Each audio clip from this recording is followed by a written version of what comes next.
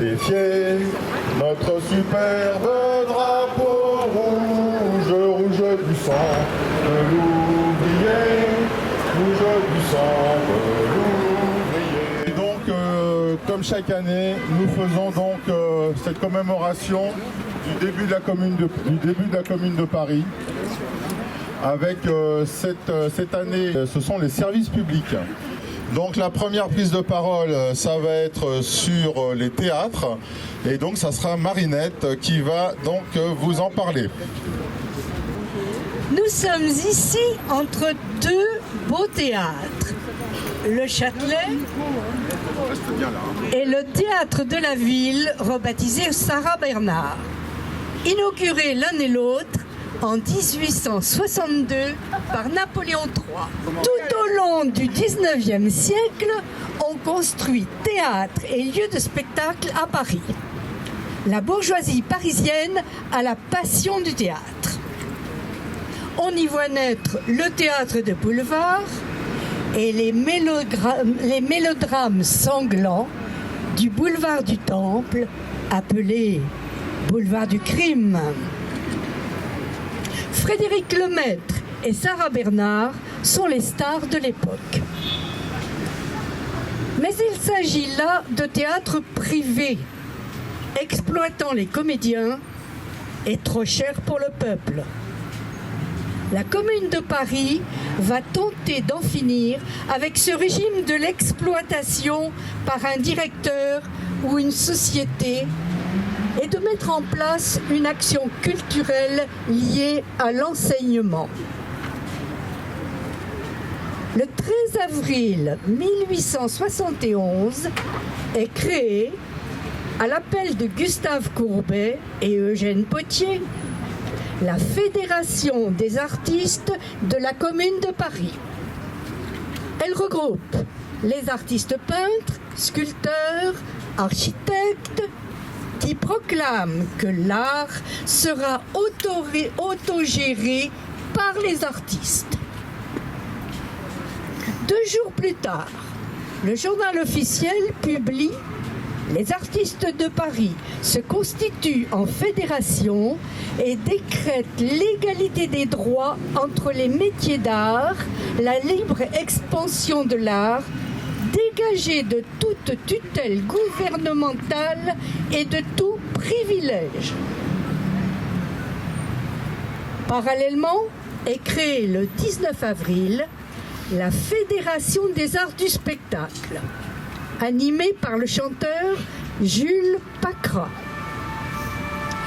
Elle prône une organisation collective, solidaire et autogérée. Elle demande que les salles publiques inoccupées soient mises à sa disposition pour organiser des spectacles dont les bénéfices reviendront aux veuves, orphelins et blessés de la garde nationale. Le 20 avril 1871, Édouard Vaillant est nommé délégué à l'enseignement. Il crée une commission comprenant Gustave Courbet, Jules Vallès, Augustin Verdure et Jean-Baptiste Clément. Elle travaillera sur une éducation nouvelle, intégrale, pour garçons et filles, incluant les arts et la culture. Des artistes seront nommés à la direction des musées. L'art sera démocratisé. Il deviendra un bien public auquel le peuple a droit. Il ne sera plus réservé à une élite fortunée. Les théâtres seront des établissements d'instruction dirigés par des associations et non plus des sociétés commerciales privées. Parmi les artistes fédérés, retenons les noms de la tragédienne Agar et de la chanteuse Rosa Bordas, qui interprétait si bien la canaille. La commune eut bien sûr trop peu de temps pour développer une telle révolution artistique. Élie Reclus note le 19 mai, peu de théâtre ouvert, presque personne n'y va. Le moyen d'aller écouter une tragédie en 5 actes, des gaudrioles ou des calembours, quand nos murailles vibrent et tremblent sous l'effort furieux des boulets de fonte et d'acier. Cependant, l'après-midi du dimanche 21 mai, plus de 8000 Parisiens assistent à un concert au Jardin des Tuileries au profit des veuves et des orphelins de la commune. Pendant ce temps, les premiers Versaillais franchissent la porte de Saint-Cloud, désertée par les communards. C'est le début de l'offensive finale de la semaine sanglante.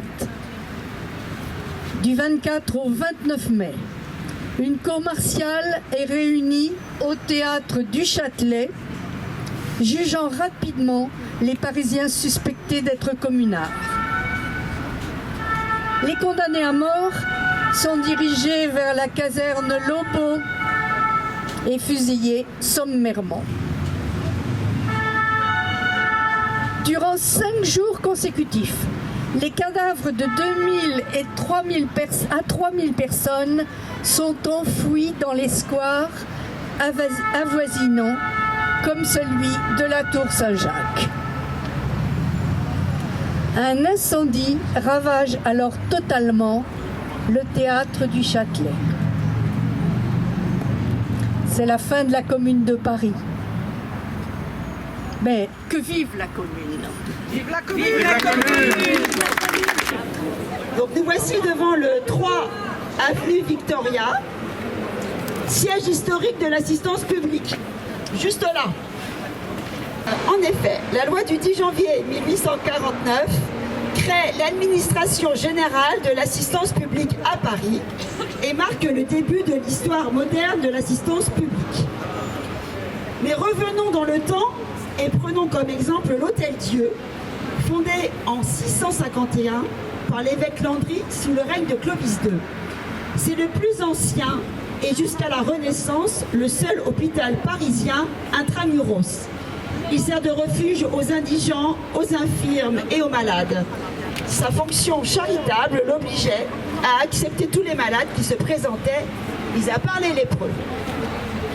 En mars 1871, l'assistance publique gère 12 hospices et 16 hôpitaux, de 400 à 800 lits chacun, dont environ 2200 de chirurgie et d'accouchement.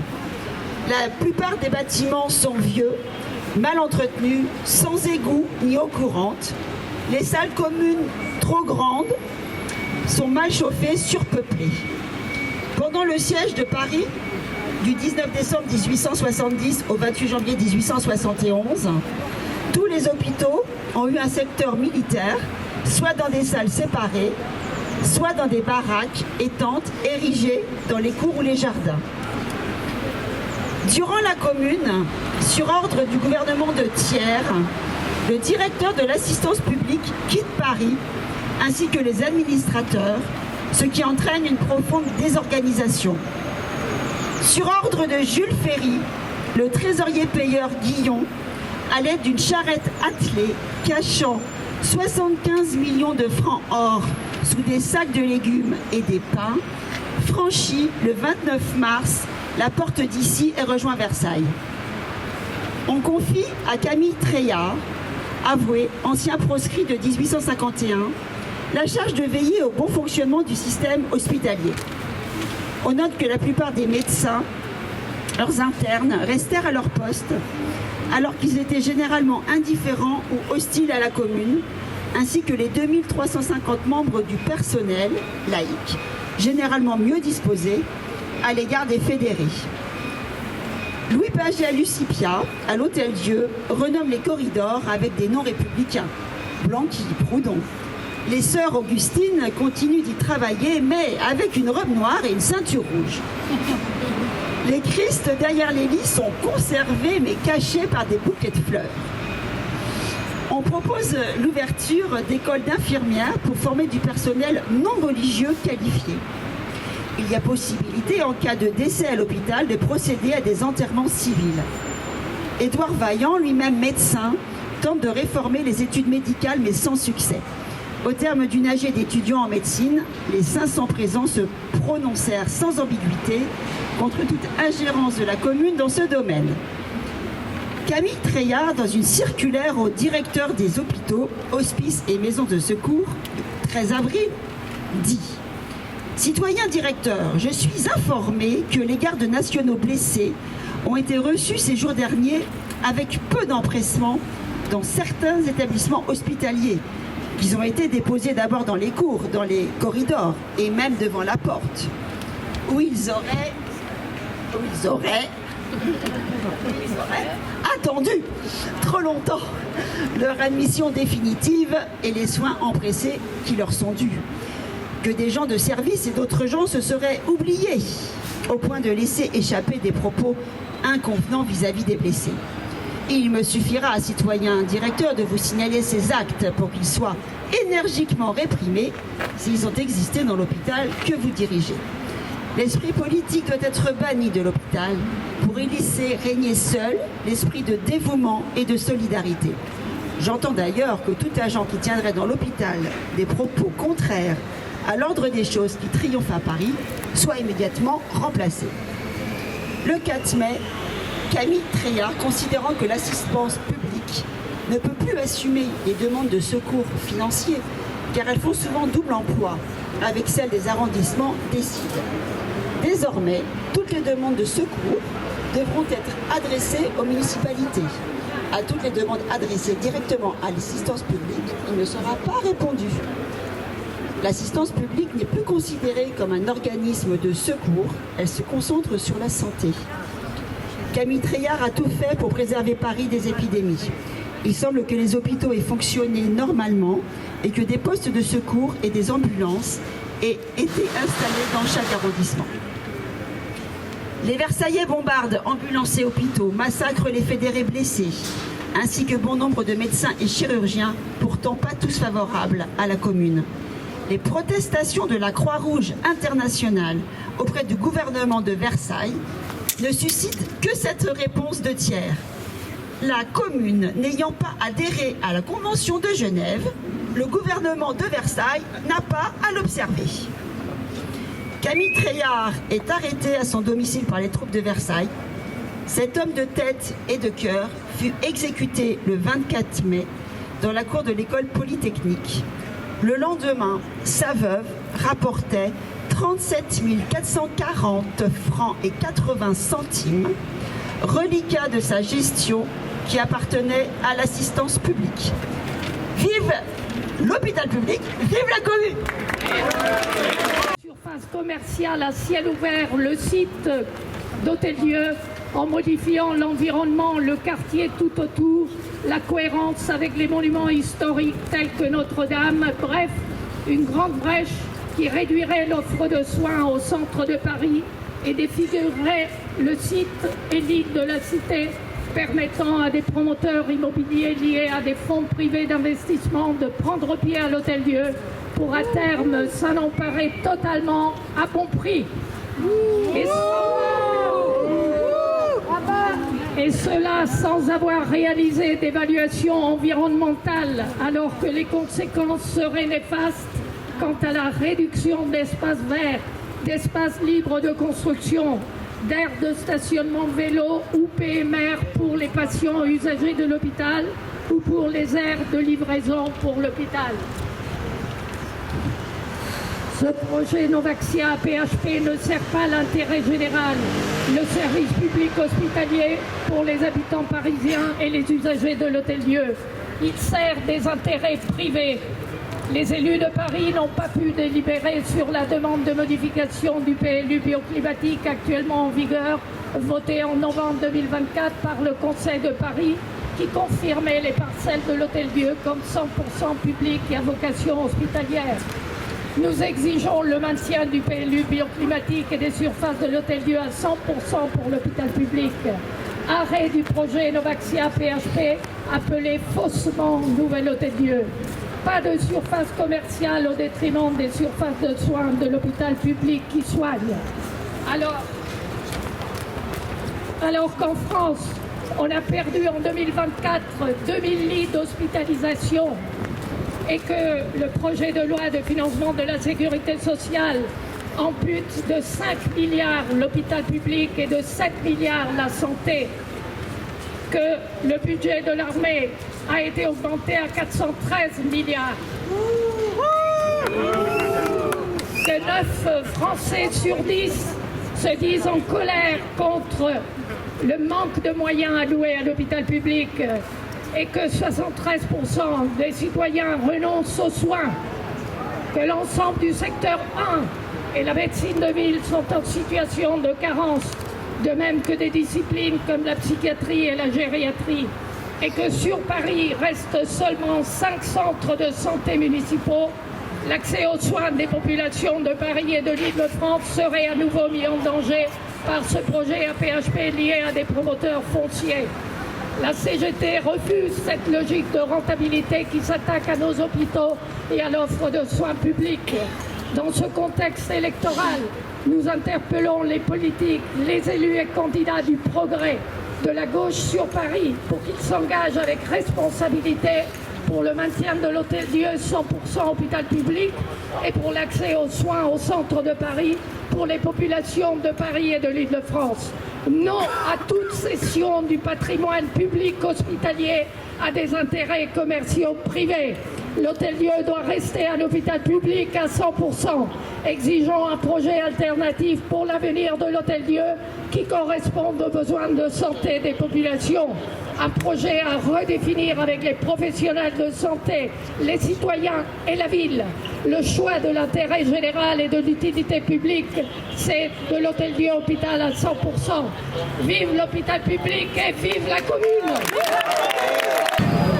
Ça prend tout son sens aujourd'hui quand on sait que tous les services publics sont en train de vendre leur patrimoine. Le patrimoine, il appartient aux agents aussi. Dans cette logique, la direction générale a décidé en 2022 de céder son siège, partie intégrante du patrimoine de la PHP.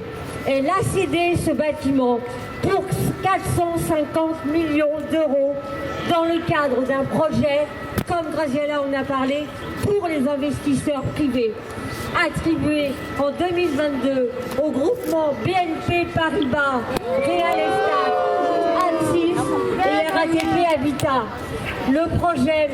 Ce projet qui va naître, malheureusement, sera un mélange de bureaux, soi-disant de logements sociaux, mais nous n'y croyons guère. Pourquoi je dis ça? Parce qu'à Saint-Vincent-de-Paul, quand on a fermé Saint-Vincent-de-Paul, on a dit qu'on ferait des logements sociaux. Or, aujourd'hui, et c'était il y a 25 ans, aujourd'hui seulement, les logements sociaux vont naître de terre. Ce qu'il faut se dire aujourd'hui, c'est qu'on est dans une logique ultra-libérale. Céder la direction générale de la PHP, ça a du sens. Ça a du sens parce que ça veut dire que demain, le statut de la PHP que nous avons porté avec les agents et les représentants des syndicats n'aura plus lieu d'être. Avoir une direction générale quand derrière il y a 80 000 agents, ça donne du poids, ça donne de l'excellence. Et aujourd'hui, après 15 ans de lutte avec les camarades de la CGT, l'intersyndicale, nous avons occupé ce bâtiment 3 fois pour faire face, pour faire en sorte que cette direction générale se maintienne. Une direction générale, c'est quoi? C'est une direction générale des finances, du budget, des DRH. Alors oui, aujourd'hui, je vous remercie et il n'est que temps et il faudra continuer. Résigner, certainement pas. Résister, oui, et pour longtemps. Merci. Et vive la commune qui prend tous ensemble, parce que je crois qu'elle sera remettre à l'ordre du jour. En tout cas, aujourd'hui, on est encore capable de se battre, de comprendre, de vouloir et d'agir. À côté du site du quai de Gèvres, complément historique de l'hôtel de police de la rue Lutèce, situé sur l'île de la Cité, qui était prévu auparavant. Nous devions passer donc devant le palais de justice de Paris et donc la commune entendait établir un nouveau système judiciaire fondé sur deux principes, la gratuité de la justice et l'élection des magistrats au suffrage universel. Je passe le micro à Marc qui va vous dire ça mieux que moi. Bon, donc on avait parlé donc de la gratuité de la justice et de l'élection des magistrats au suffrage universel, hein, donc c'est les deux principes. Le délégué de la justice, qui s'appelait Eugène Proto, était très attaché à la garantie des libertés individuelles. Pour ce qui concerne la police et les policiers, leur surnom de poulet viendrait de ce que Jules Ferry affecte à titre provisoire, il y a du vent, affecte à titre provisoire au préfet de police la caserne de la Cité suite à l'incendie communard du 24 mai 1871. Cette caserne ayant été bâtie sur l'emplacement de l'ancien marché aux volailles de Paris, d'où l'expression de maison Poulaga, hein, pour désigner le 36 quai des Orfèvres. En ce qui concerne la sûreté et la surveillance, la commune se veut héritière de 1793 et s'appuie sur la garde nationale. Le 19 avril, le programme de la commune affirme que la police intérieure est un droit inhérent aux communes. De fait, il y aura un grand remplacement du préfet au sergent de ville, les fameux ratapoils du Second Empire qui sont si bien caricaturés par Honoré Daumier. Mais ce grand remplacement concerne plus les individus que les structures. On peut parler d'une police citoyenne. Les deux lieux de commandement sont la préfecture de police, qui est chargée du maintien de l'ordre, avec Émile Duval et Raoul Rigaud, et le ministère de l'Intérieur, chargé de l'action politique et des élections, avec Édouard Vaillant et Victor Grélier. Il y a 80 commissariats de quartier gérés à 40% par des ouvriers, dont la moyenne d'âge est de 35 ans. Donc 20 arrondissements, 80 commissariats de quartier. La commune veut montrer qu'elle est l'ordre véritable, ce que Casimir Puy exprime ainsi dès le 18 mars. Le peuple partout, c'est-à-dire partout, l'ordre. Entre le 21 et le 24 mars, quelques journalistes et bourgeois réactionnaires tenteront d'empêcher les élections. Ce sera sans succès, car comme le dira le cri du peuple, le vote est, je cite, le triomphe de l'ordre sur l'émeute réactionnaire. Le comité central de la garde nationale dira que l'élection de la commune, je cite, fonde l'ordre véritable, le seul durable, en l'appuyant sur le consentement souvent renouvelé d'une majorité souvent consultée. Parce qu'à l'époque, il y a un pouvoir, un mandat impératif, hein, non pas un mandat représentatif. Le comité central de la garde nationale, les Vengeurs de Paris auront pour devise ordre et liberté. L'espoir d'une société sans police, où l'ordre s'établirait de lui-même, ne verra pas le jour, mais de manière très concrète. Le comité central de la garde nationale refuse, je cite, une police politique qui poursuit les honnêtes gens et prône, je cite, une police municipale qui poursuit les malfaiteurs.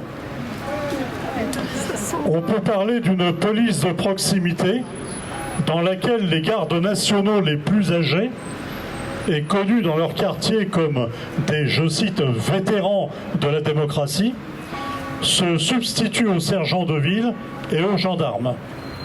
Par ailleurs, la police se donne aussi une mission humaniste et sociale. Mentionnons l'artiste de la Fédération des artistes, Philippe Auguste Catelin, nommé délégué à la sûreté par Raoul Rigaud.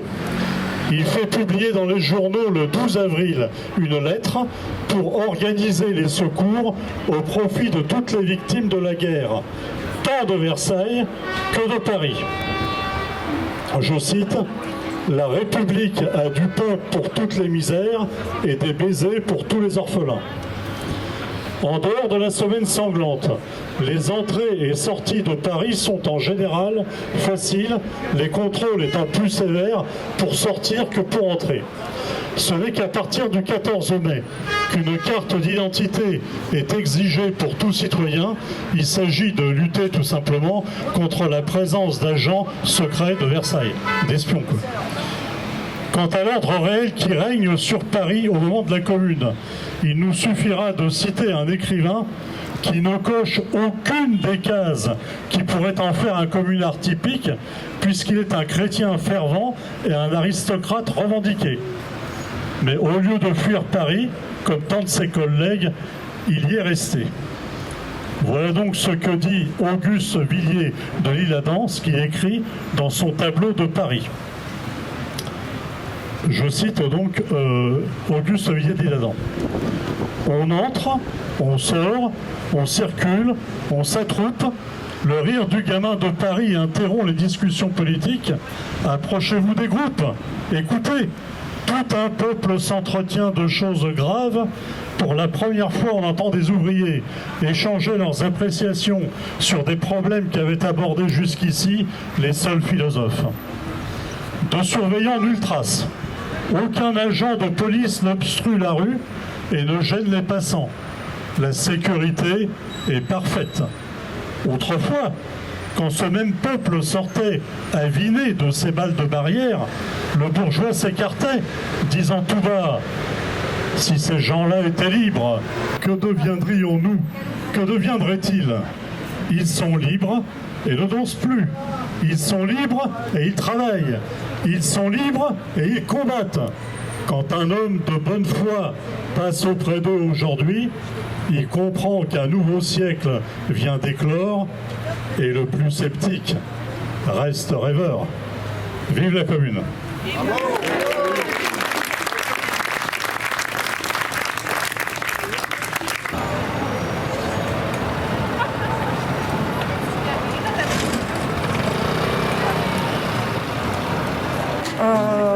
Je vais donc intervenir, nous voici à présent devant l'ancienne mairie du 4e arrondissement pour parler des services municipaux sur la commune.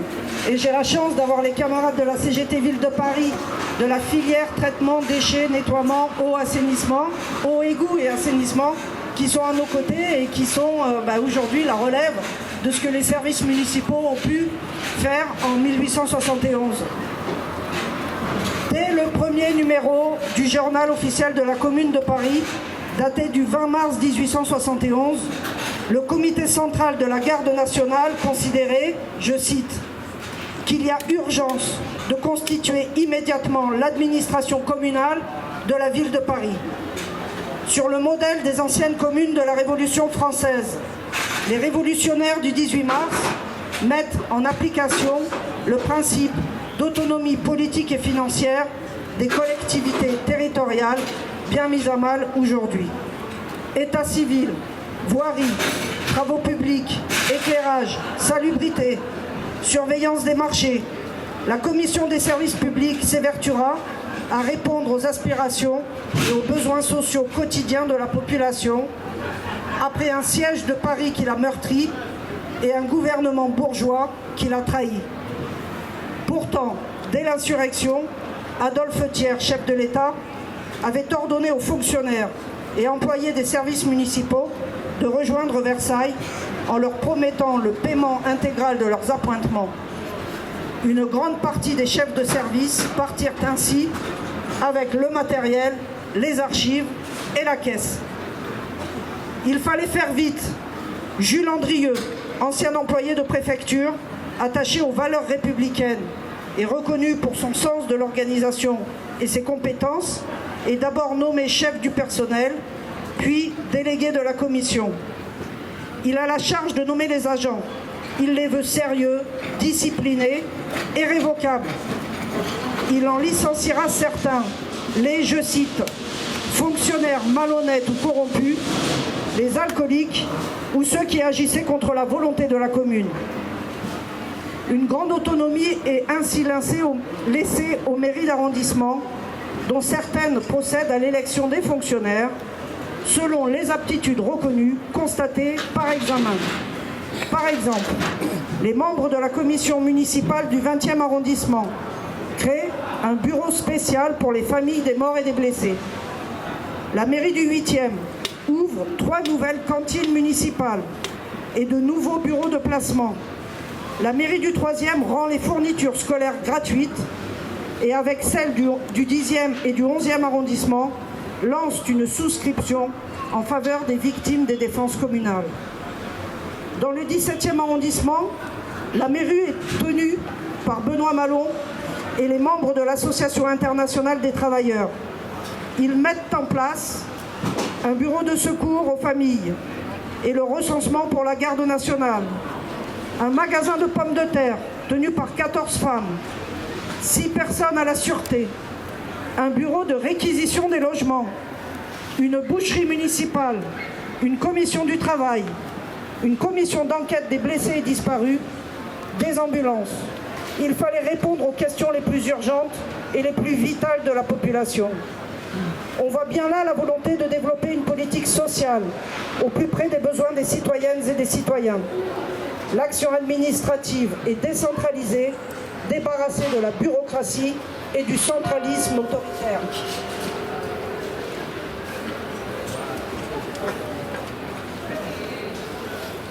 L'administration doit être juste, équitable, impartiale, même devant la mort. L'accès aux services publics est démocratisé. Les principes de neutralité, d'égalité de traitement et de laïcité sont affirmés. La commune décrète la gratuité de certains services. L'école, la justice, les obsèques, les consultations médicales dans les mairies, la vaccination des enfants, qui donne droit à une prime de 3 francs pour les parents. En supprimant le serment politique, la commune donne aux fonctionnaires une indépendance d'esprit et d'action vis-à-vis des autorités. C'est ce statut que les gouvernements libéraux successifs veulent faire disparaître pour soumettre les fonctionnaires à leur bon vouloir discrétionnaire, au service non pas du plus grand nombre, mais des plus puissants, et éloigner les citoyennes et citoyens des lieux de décision. La citoyenneté, parlons-en. Les communards et les communards l'ont voulu universelle. Lors de l'élection de Léo Frankel, ouvrier orfèvre hongrois, la commune a tranché, considérant que le drapeau de la commune est celui de la République universelle, considérant que toute cité a le droit de donner le titre de citoyen aux étrangers qui la servent. La commission est d'avis que les étrangers peuvent être admis. Alors que celles et ceux dotés du droit de vote vont devoir choisir dans quelques jours la direction des futures municipalités, il est bon de rappeler le communiqué du comité central de la garde nationale du 25 mars 1871. Citoyens, ne perdez pas de vue que les hommes qui vous serviront le mieux sont ceux que vous choisirez parmi vous, vivant de votre propre vie, souffrant des mêmes maux. Défiez-vous autant des ambitieux que des parvenus. Défiez-vous également des parleurs. Ils sacrifient tout à un discours, à un effet oratoire ou à un mot spirituel.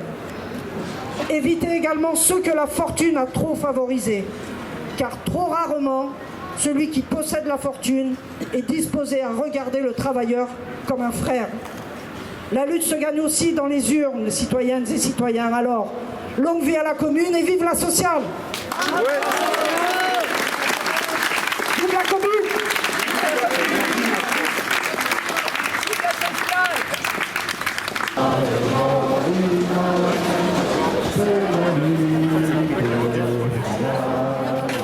Le 9 place de l'Hôtel de Ville, où il y avait encore, il y a 2 ans, l'un des 58 bureaux de poste supprimés depuis 10 ans à Paris.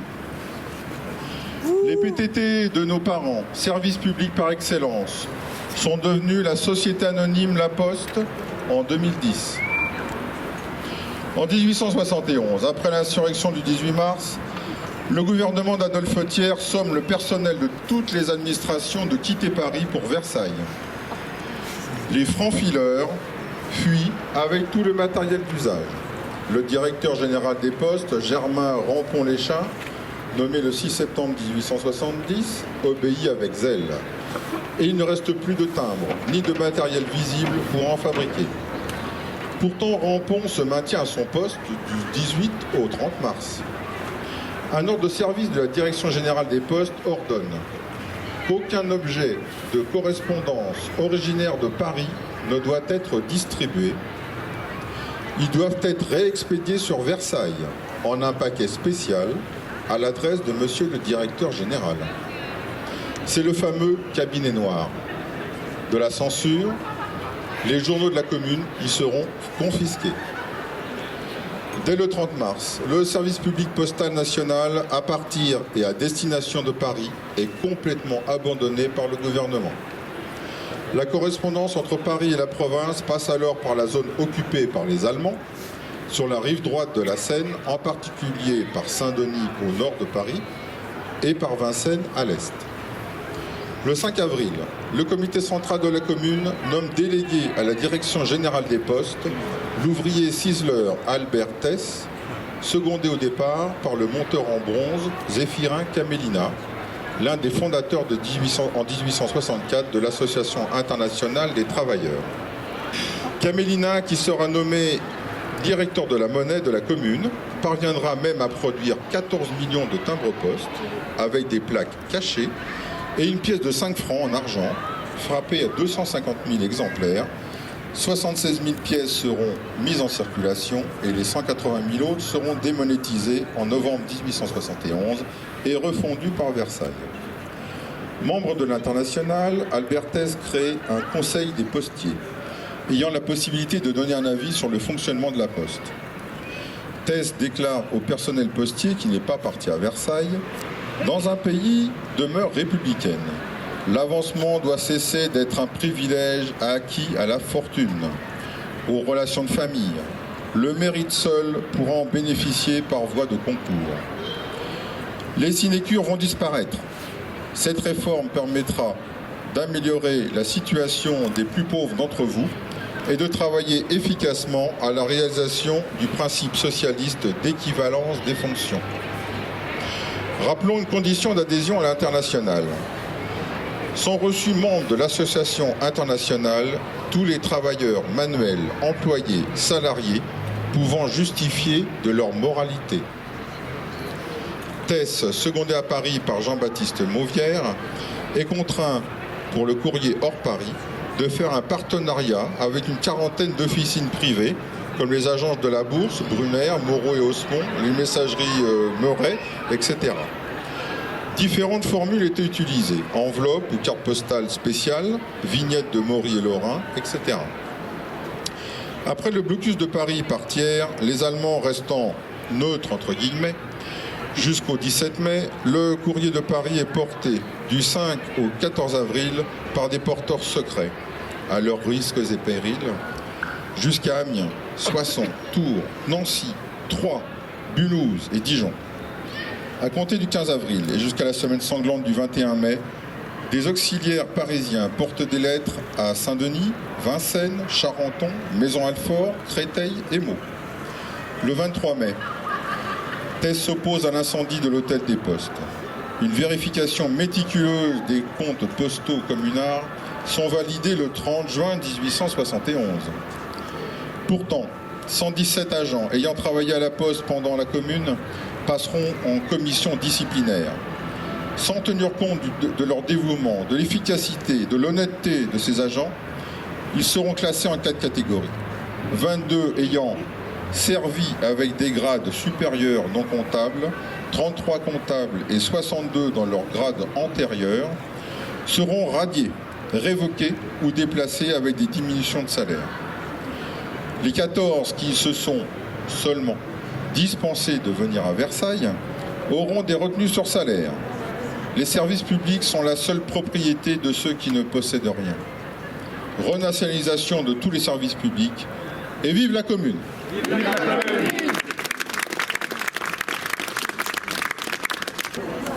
Notre parcours du 18 mars devant l'hôtel de ville, cette fois-ci. Donc devant l'hôtel de ville qui fut le cœur battant de notre grande commune. Ce que je voudrais dire d'abord, c'est à quel point la commune sut assurer un fonctionnement des services publics qui répondit aux besoins des Parisiennes et des Parisiens. Ce fut là l'essentiel en un temps où le combat contre Versailles occupait à compter d'avril la première place dans les préoccupations de la Révolution. Résultat remarquable, d'autant plus que la commune héritait d'une situation plus que difficile. Il y avait d'abord la complexité institutionnelle des services publics. Certains dépendaient exclusivement de l'État, tout le régalien par exemple. D'autres services publics dépendaient à la fois de l'État et de la ville, comme l'école. D'autres services, nous l'avons vu, étaient assurés par des institutions autonomes, comme l'assistance publique. Enfin, il ne faut pas oublier tout ce qui était de fait du ressort du privé, comme les transports en commun ou la compagnie du gaz. On le voit, la situation était très diverse. Et la commune fut preuve d'un fort esprit de décision révolutionnaire pour assurer le fonctionnement de tous ces services, souvent d'ailleurs médiocres, insuffisants et coûteux, même si des progrès techniques avaient assurément été réalisés. Surtout, ces services visaient avant tout à l'autorité de l'État bourgeois, étaient grandement indifférents au sort des classes populaires. Par ailleurs, nous l'avons vu, partout les Versaillais en quittant Paris, vidèrent les caisses, en un temps où la monnaie n'était pas du tout virtuelle, rappelons-le, ne laissant guère de moyens aux communards des communards. Également, un grand nombre de cadres, que ce soit ceux de la ville ou ceux de l'État, choisirent de partir à Versailles ou de rester prudemment chez eux. Les services publics se trouvaient ainsi décapités, ce qui n'est pas forcément une mauvaise chose. Nombre de ces responsables étaient des incompétents, ne devant leur carrière et leur haut salaire qu'à leur zèle pour le pouvoir impérial. Pour les petits fonctionnaires municipaux ou de l'État, une majorité accepta de travailler pour la commune, mais une partie fut sensible aux menaces de Versailles d'un licenciement. Prenons l'exemple de la Poste. Aucun des 65 chefs de service n'accepta de servir la commune, alors que 85% des facteurs le firent. Devant cette situation souvent dramatique, la commune avança des idées essentielles qu'elle sut mettre en œuvre. La commune fixa d'abord ce qui devait ressortir de l'État et ce qui devait ressortir de la commune. On sait qu'elle fut fédéraliste, on l'a vu tout à l'heure, et accorda une large place à l'autonomie municipale. L'école et la sûreté, la police, devaient ainsi revenir à la seule responsabilité de la commune. Et par la force des choses, devenue plus qu'une seule commune de Paris, la Révolution prit en charge des services régaliens comme la justice. Partout, elle avança sur la base de grands principes. La gratuité des services publics fut le premier de ces principes, fondement de la République sociale à laquelle aspirait la Révolution. Elle fut mise en œuvre à l'école, partout dans l'école, dans les services sociaux des mairies, nous l'avons vu, et Proto voulut l'établir dans la justice, qui favorisait trop souvent ceux qui avaient les moyens au détriment des plus pauvres. Cette gratuité n'était pas d'ailleurs sans poser des questions. Quand on voit par exemple l'énorme augmentation, c'est plus que triplé, des dépenses sociales des arrondissements pendant la commune. À terme, bien sûr, il aurait fallu trouver où prendre l'argent. Mais la commune n'eut pas le temps d'avancer sa réflexion sur le problème des impôts. De ce fait, les économies étaient de rigueur. Jourde, le délégué aux finances de la commune, serrait souvent les dépenses des administrations, fixant ainsi la norme. Je le cite.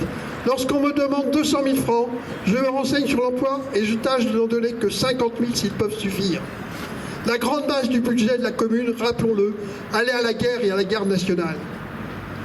Le deuxième grand principe était d'appliquer aux services publics l'idée démocratique, ce qui posait la question de leur gestion. Associer la nécessité d'une direction à une vraie participation des personnels à la gestion des services n'était pas simple. Les choix furent différenciés, mais on voit beaucoup avancer des modes de contrôle de la gestion avec la mise en place de conseils, de délégués, à la Poste, à l'Imprimerie nationale ou ailleurs. Mais, et c'est essentiel, on en appelait aussi à l'intervention citoyenne. Dans les assemblées populaires, dans les réunions, on discutait aussi de ces services et on multipliait les propositions, particulièrement sur un point essentiel qui était la première préoccupation des classes populaires, l'alimentation. L'alimentation était le premier des droits de l'homme, avait rappelé Fourier. Pour les directions, on préférait, nous l'avons vu, le principe de l'élection à celui de la nomination par l'État, fût-il communard. Cependant, l'urgence ne permettait guère à se prêter à cet exercice démocratique. Il fallut nommer. Nous devons constater là que ceux, bien trop rarement celles, qui furent nommés, surent exercer leurs responsabilités. On vit des ouvriers et des employés faire ainsi leur preuve de la capacité des classes populaires à diriger les grands services publics. Toutefois, on tentait aussi d'associer un certain niveau de compétence ou de connaissance pour certaines fonctions. À la justice, par exemple, Proto, le délégué communard, voulait des jurys populaires, mais pas des tribunaux populaires. Il voulait des juges ayant de solides connaissances juridiques. C'est ainsi qu'il les recrutait. Dans le secteur de la culture, nous l'avons vu, que ce fut dans les arts plastiques ou dans les arts du spectacle, une voie originale fut ouverte, avec le choix d'une autonomie extrême laissée aux artistes pour gérer les beaux-arts et les théâtres. Restait la question des services privés. La commune fit là preuve de pragmatisme, malgré le souhait de quelques-uns. Comme elle le fit pour la Banque de France, la commune ne toucha pas aux compagnies du gage, ou les transports en commun, ou les chemins de fer. Se contentant d'exercer un contrôle rigoureux pour que le fonctionnement du service soit satisfaisant et qu'aucun espionnage versaillais ne soit fait au profit de Versailles. Concluons cet exposé par deux faits essentiels qui rentrent dans notre sujet. En décidant que les ateliers abandonnés seraient réquisitionnés pour les remettre en activité et que les logements vides seraient aussi réquisitionnés pour les remettre sans domicile, la commune a institué deux domaines inédits de services publics. L'idée qu'il existait un droit au travail et un droit au logement ouvrait avec une modernité remarquable de nouveaux champs au service public qui remettaient en cause profondément la structure économique et sociale. L'intérêt général prenait le pas sur la primauté ancestrale de la propriété privée. Aux prises à des difficultés immenses, la commune réussit tout à la fois à assurer le fonctionnement des services publics de manière satisfaisante, c'était indispensable pour le succès de la Révolution, mais aussi à avancer vers des services publics qui traduiraient la volonté populaire d'une République démocratique et sociale. Vive la commune! Vive la commune!